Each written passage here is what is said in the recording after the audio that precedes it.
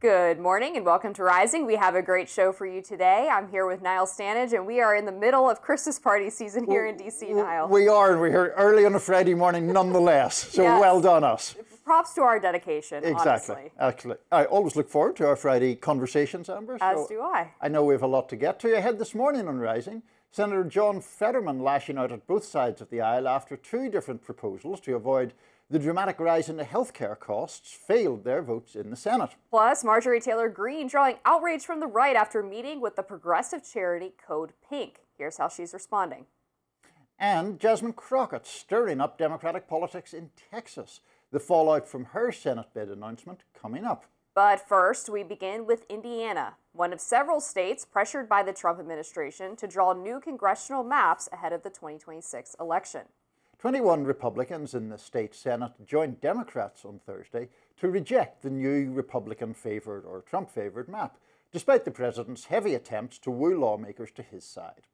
According to the Washington Post, Trump hosted Indiana officials at the White House, sent his vice president, J.D. Vance, to Indiana twice, and held a conference call back in October with Indiana state senators trying to sell them on his redistricting plan. Those efforts seemed to fall flat, with one longtime Republican lawmaker telling the Post, quote, "Hoosiers are very independent, and they're not used to Washington trying to tell us what to do." And Indiana Republican State Senator Michael Bohacek explained his reason for opposing the new map on CNN.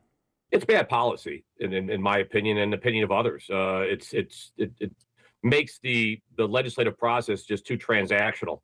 At least in my opinion, this is not a two-year presidency. This isn't a two-year Senate legacy. This is going to go on well after I'm gone and beyond. So let's treat it like that.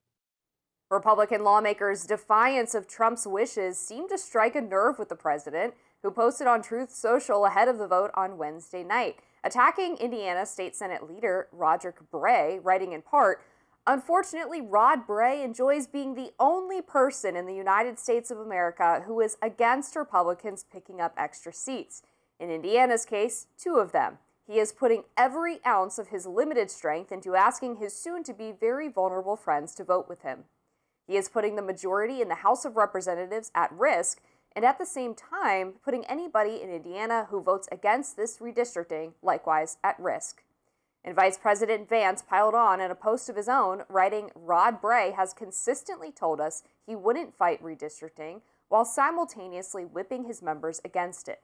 That level of dishonesty cannot be rewarded, and the Indiana GOP needs to choose a side." And some on the right are taking it a step further, vowing to primary those senators who voted with Democrats. Tyler Boyer of Turning Point USA writing, "Turning Point Action will be publicly endorsing opponents of the state senators who voted against redistricting today. They thought we were bluffing. No, we will educate voters and throw thousands of volunteers and staff at their local districts."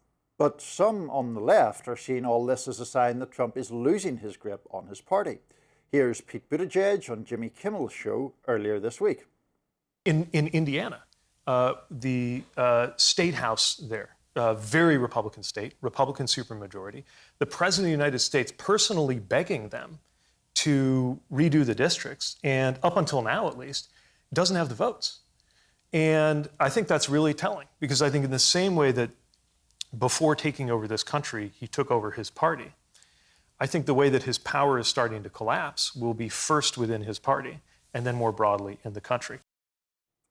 The Hoosiers of Indiana. I was, just to give a brief credit to a rival publication, I was impressed. Politico Playbook this morning. Its headline is "Who's Your Daddy?" which I thought was I enjoy post level. I enjoy a good piece of wordplay in a headline. What do you make of all this? Yeah, well, Trump, of course, is coping hard. He's since said, I really wasn't that involved in this redistricting fight, which it seems, according to all of the reporting, that he actually was, and it failed anyway. And I was talking to a very high-level GOP consultant about this, and what they said to me was, do you want to know how I know we're going to lose the midterms? Because the White House is currently attacking Republican state senators in Indiana. Like, that's where their attention is. And sure, you can walk and chew gum at the same time, but the White House is also shifting to do this affordability tour, and talking about the issue, but you've had, slight tonal differences between the president and the vice president, with Vance sort of acknowledging people's pain and Trump being frustrated with voters for not feeling the success of his great economy. And so I think, separate from whether or not the redistricting fight was just, this doesn't bode well for Republicans next year. Yeah. The thing that I found interesting related to that was the willingness of these Republicans to go against Trump on the basis that their constituents wanted them not to do the redistricting thing.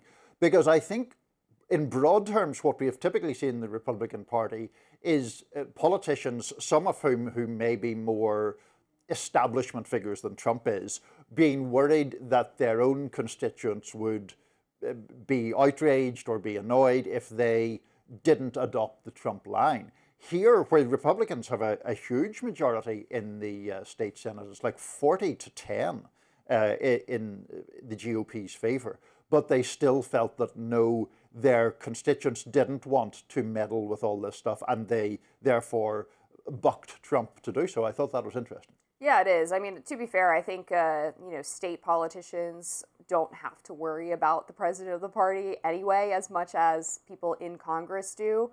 But it is notable that they were willing to, and seemingly, the other part that was interesting of this is that there was a theory that they had favor traded with Maryland so that the Democrats in Maryland would not do redistricting if the Indiana Republicans didn't do it, and basically having a détente.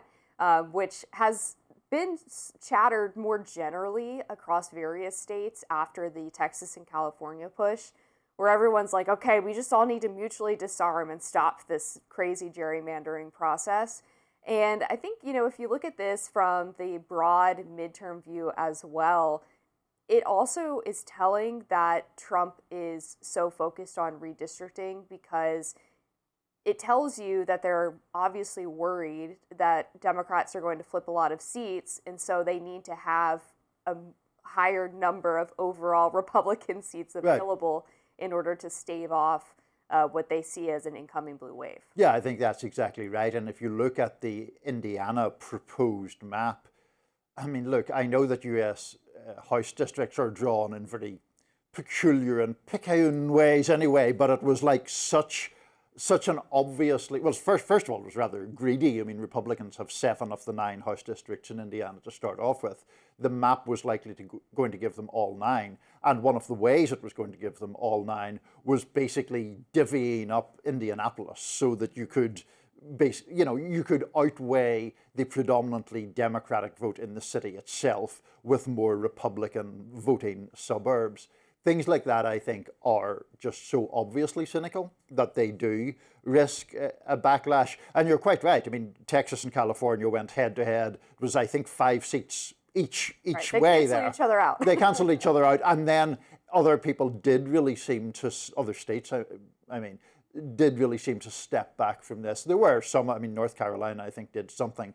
But the Maryland probably not doing anything on the Democratic side, and Indiana not doing anything on the Republican side, points to, I think, hopefully some lowering of temperatures. Yeah, and I think in Maryland, the Democrat leader of the state Senate had expressed an unwillingness to go forward with the proposal, even when Governor Westmore was really pushing for it too. So even Democrats are bucking their own party on this potential trend because, if you're a state lawmaker, do you want to spend your time doing a mid-decade redistricting, or do you want to be passing legislation that your constituents really care about? Right. And I think it points to the fact that local politics is just such a different game. And often in today's political climate, people want to nationalize every election, every race, every policy. And it ends up taking more power away from the people, right? If your school board race is nationalized, all of a sudden things get really blown up and strange and not specific to the area that you're in. As we've seen in lots of places, but yeah, absolutely. All right, ahead on Rising, a Republican drafted proposal to address the rise in Affordable Care Act premiums failed last night in the Senate. The details of the plan and the Republican who voted against it next.